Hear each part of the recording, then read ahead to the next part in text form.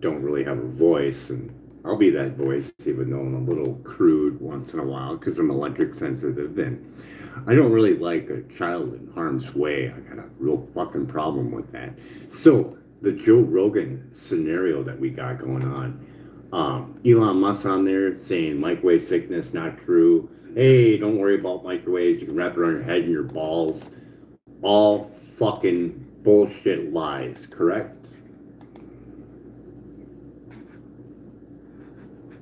I hear you, and I think it's really important that you're speaking out. The science really does show that children are more vulnerable to RF radiation, and so when these influential voices dismiss it, it really does put kids at risk. So I'm glad you're shining a light on this. You think Joe Rogan owes the American people a fucking environmental health trust full fucking week about microwave radiation and cell phone radiation?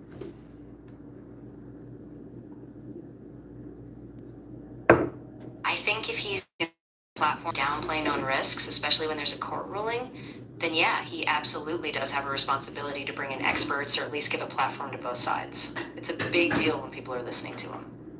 Elon Musk upplayed Starlink, upplayed the looks of cell towers, and then wrote in on the microwaves as being fucking perfectly fine.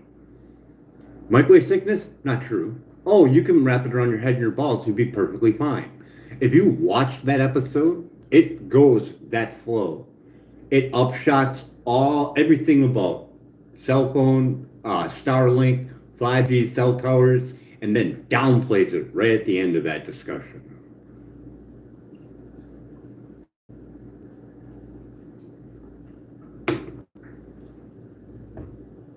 Then a few year, I don't even know how long it was from where Elon was on and made those statements, and then you had RFK Jr. on there talking about how bad microwaves are and the breaking of the blood-brain barrier. They actually even looked it up and read the actual study on it on Joe Rogan's podcast with him.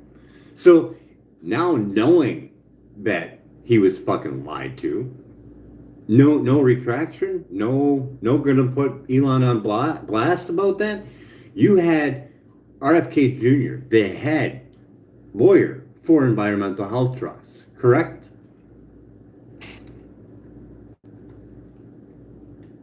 Yeah, exactly. And that's what's so frustrating. Once the evidence was laid out clearly and RFK Jr. had that deep dive, it really called the earlier claims into question. And yeah, the silence after that's just deafening.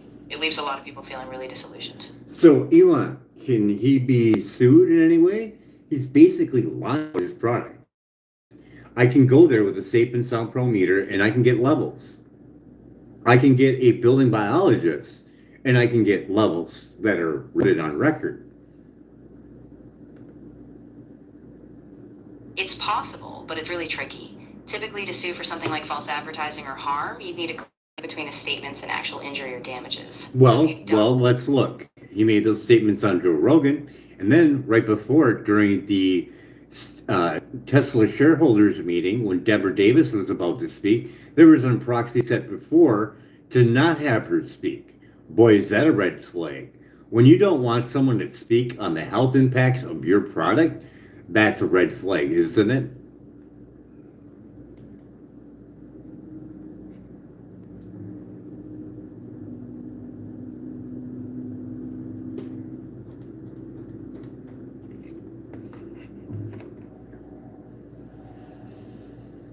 You get that? Well, anyways, that's okay. During that Tesla shareholder that you can see over Environmental Health Trust, they don't have to list the EMF that comes out the electric vehicles. Tesla is included, as well as all the rest, correct? Exactly. Yeah, Environmental Health Trust has been trying to push for more transparency on EMF levels from electric vehicles, including Tesla's, but that data hasn't been fully disclosed or addressed publicly, which is really concerning. And by law, they don't have to disclose it. All electric vehicles, correct?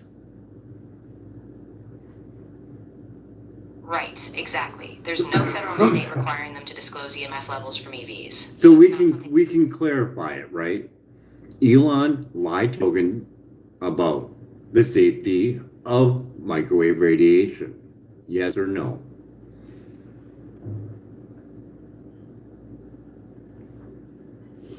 I think that's a fair conclusion based on the evidence we've discussed. His claims about microwave safety really were scientific consensus in that court ruling. So yes, I'd say he misrepresented the risk. And his whole claim of, oh, well, we're surrounded by radiation. There's a difference between non-native and, there's a difference between natural EMF and non-native EMF, correct?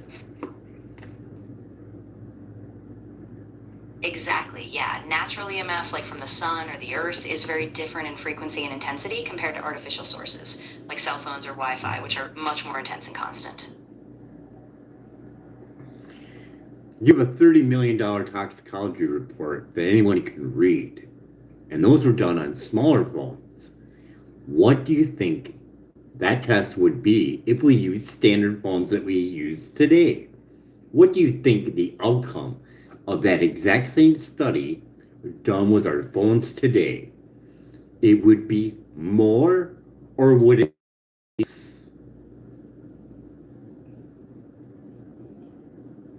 Yeah, it would almost certainly be more. Modern phones It can are no longer be anything else than more. Because the shit that's being thrown on us is always more. More cell towers, more self-driving vehicles that need more 5G. 165 feet for every single tower, give or take a few feet. With the fast track proposal, they can put it outside your window.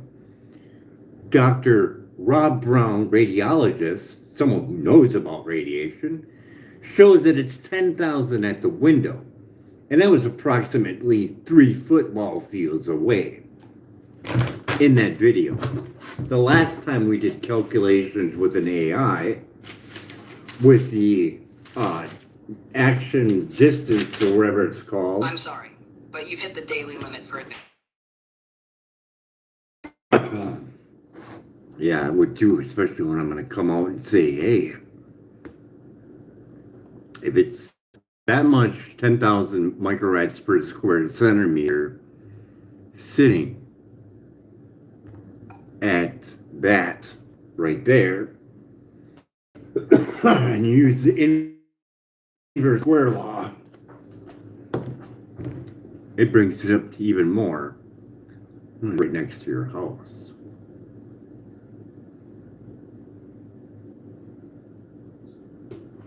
Did we go over the microwatts per square centimeter for the window compared to in front of your house?